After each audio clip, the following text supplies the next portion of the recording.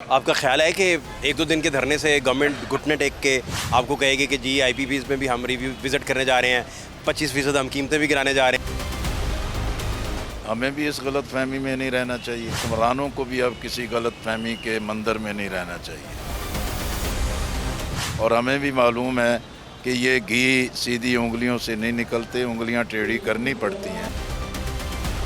باقی جو پارٹیاں ہیں, مولانا فضل الرحمان ہیں, اس میں تحریک انصاف ہے, باقی سارے لوگ آپ اکیلے ہی نکل آئے اور یہ ریلیف لے کے آپ گھر واپس چلے جائیں گے اور ہنسی خوشی رہنے لگیں گے, ایسا تو ہونا نہیں ہے. یہ بھی تو سوچنے کا انداز کو بہت انصاف پر مبنی نہیں ہے. ہم عوام کو ریلیف دلانا چاہتے ہیں. اگر کوئی بھی ہمارے ساتھ چلنا چاہتا ہے, یہاں تشریف لانا چاہتے ہیں, اپنی حمایت کرنا چاہتے ہیں, ہم اس کا خیر مقدم. انسانی حقوق کی جس لیول کی بڑے پیمانے پہ وائلیشنز ہو رہی ہیں ملک میں, ان وائلیشنز کے ہوتے ہوئے صرف مہنگائی ہی ایشو نہیں ہے, تو ان کو آپ ٹچ نہیں کر رہے, پھر ریگنگ آپ ٹچ نہیں کر رہے. 25 کروڑ عوام مطمئن نہیں ہوں گے, وہ روٹی روزی کے چکر میں پڑے رہیں گے, اور وہ اپنے مسائل سے ہی ان کو فرصت ہی نہیں ملے گی کسی اور ایشو پہ سوچ سکیں. مذاکرات کیا ہوں گے, کیا ڈسکشن ہوگا, کیسے پہنچ گئے یہاں تک؟ حکومت نے بہت کوشش کی کہ رکاوٹیں کھڑی کرے, دھرنا نہ ہو سکے. ہماری پارلیمنٹ, ہماری صوبائی اسمبلیاں, جن کا اپنی حیثیت بھی مشکوک ہے اور وہ عوام کے لیے کوئی اقدام بھی نہیں کر رہے, اور آئی پی پیز کے معاہدوں کا جو ظلم ہے اس سے وہ نکلتے نہیں اور لوگوں کو دھوکہ دیتے ہیں جی کہ یہ انٹرنیشنل معاہدے ہیں. یہ بالکل جھوٹ ہے. فرض یہ بھی تھا. آخری سوال اگر آپ بڑی یار.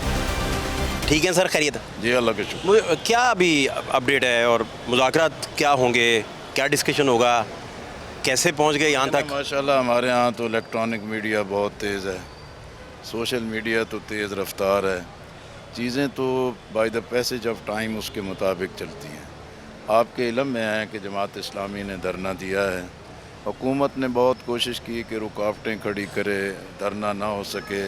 الحمدللہ ہم نے پوری حکمت کے ساتھ اور تدبر کے ساتھ اور پورے صبر کے ساتھ اور کارکنان کی جرت کے ساتھ جو ہے یہ تمام مراحل عبور کیے ہیں. اب تیسرا دن ہے, ہمارا دھرنا جاری ہے.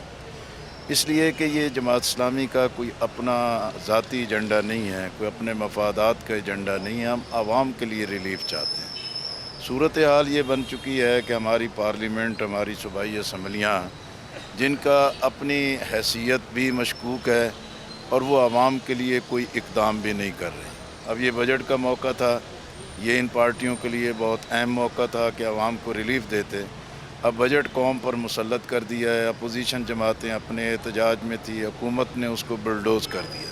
اب ہر آنے والا دن, ہر آنے والا ہفتہ ایک نیا منی بجٹ لا رہا ہے.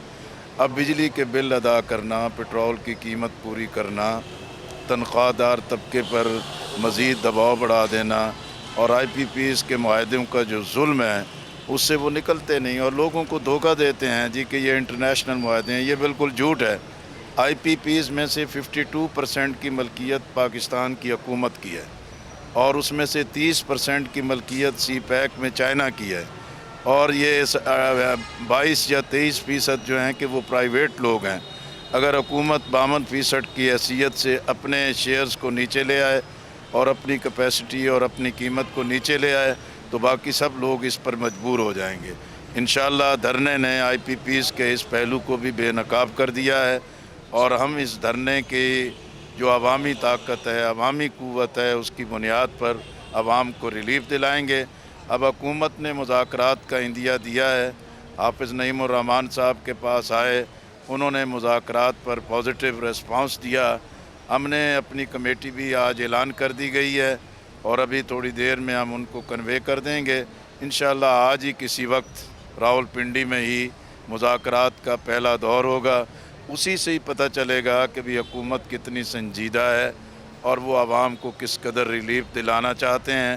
ہم سمجھتے ہیں کہ ایک طویل مدت کے بعد پاکستان کے عوام جو مہنگائی سے بلبلا اٹھے ہیں وہ اب اپنے مسائل کا حل چاہتے ہیں, اور جماعت اسلامی انشاءاللہ عوام کے جذبوں کی بھی ترجمان بنے گی اور ان کو ریلیف بھی دلائے.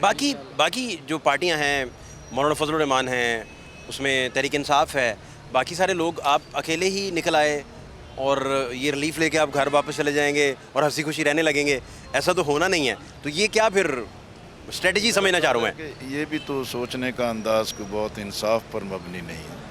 ہر پارٹی جو ہے کہ خود اپنی جواب دہ ہے، اور جماعت اسلامی نے جو ہے کہ اقتصادی ایشوز پر جو عوام کو درپیش ہیں اس پر آواز اٹھائی ہے. اگر عوام کو ریلیف مل جاتا ہے، لوگوں کے مسئلے حل ہو جاتے ہیں، لوگوں کی زندگی آسان ہو جاتی ہے، معاشی پہیہ چلتا ہے، روزگار پیدا ہو جاتا ہے، جوانوں کو منشیات سے بچایا جا سکتا ہے، پاکستان کو انارکی سے بچایا جا سکتا ہے، تو یہ پاکستان کی فتح ہوگی، پاکستان کے عوام کی فتح ہوگی. اور جماعت اسلامی تو اسی مقصد کے لیے نکلی ہے کہ ہم عوام کو ریلیف دلانا چاہتے ہیں. اگر کوئی بھی ہمارے ساتھ چلنا چاہتا ہے، یہاں تشریف لانا چاہتے ہیں، اپنی حمایت کرنا چاہتے ہیں، ہم اس کا خیر مقدم. آپ سب سے سینئر سیاستدان ہیں اس وقت. آپ کا خیال ہے کہ ایک دو دن کے دھرنے سے گورنمنٹ گھٹنے ٹیک کے آپ کو کہے گی کہ جی آئی پی پیز میں بھی ہم ریویو وزٹ کرنے جا رہے ہیں، 25% ہم قیمتیں بھی گرانے جا رہے ہیں، سارا کچھ کرنے جا رہے ہیں؟ دیکھیں، ہمیں بھی اس غلط فہمی میں نہیں رہنا چاہیے، اور حکمرانوں کو بھی اب کسی غلط فہمی کے مندر میں نہیں رہنا چاہیے. انہیں بھی سمجھنا چاہیے کہ اب عوام بیدار ہیں، اور ہمیں بھی معلوم ہے کہ یہ گھی سیدھی انگلیوں سے نہیں نکلتے، انگلیاں ٹیڑھی کرنی پڑتی ہیں. اور یہ مراحل ایسے ہی ہوتے ہیں کہ حکمران سمجھ جائیں، ہوش کے ناخن لیں اور عوام کے مسائل حل کریں اگر وہ واقعتاً سنجیدہ ہیں. اب ان کے پاس اور چارہ نہیں، یعنی ان کی اپنی بیس 47 فارم کی وجہ سے ویسے ہی کمزور ہے، اور عوام کو کوئی ریلیف بھی نہیں دیں گے تو ان کے لیے تو کوئی جائے پناہ بھی نہیں ہوگی. آپ کا خیال نہیں ہے کہ انسانی حقوق کی جس لیول کی بڑے پیمانے پہ جو ہے وائلیشنز ہو رہی ہیں ملک میں، ان وائلیشنز کے ہوتے ہوئے صرف مہنگائی ہی ایشو نہیں ہے تو ان کو آپ ٹچ نہیں کر رہے، پھر ریگنگ آپ ٹچ نہیں کر رہے جو سب سے بڑا؟ میں نے تو پرسوں بھی اپنی گفتگو میں کہا تھا کہ ہم آگاہ ہیں کہ آئینی بحران کیا ہے، سیاسی بحران کیا ہے، پارلیمانی اور جمہوری بحران کیا ہے، کشمیر کے مسئلے پہ، فلسطین کے مسئلے پہ کیا صورتحال ہے. لیکن 25 کروڑ عوام مطمئن نہیں ہوں گے، وہ روٹی روزی کے چکر میں پڑے رہیں گے، اور وہ اپنے مسائل سے ہی ان کو فرصت ہی نہیں ملے گی کسی اور ایشو پہ سوچ سکیں. اس لیے سیاسی استحکام بھی ضروری ہے اور معاشی استحکام بھی ضروری ہے. معاشی استحکام کے لیے قوم کا بیدار رہنا ناگزیر ہے، اور سیاسی استحکام کے لیے اسٹیبلشمنٹ نہیں، قومی سیاسی قیادت کو ڈائلاگ کرنے ہوں. ایک فرض یہ بھی تھا، آخری سوال اگر آپ بڑی یار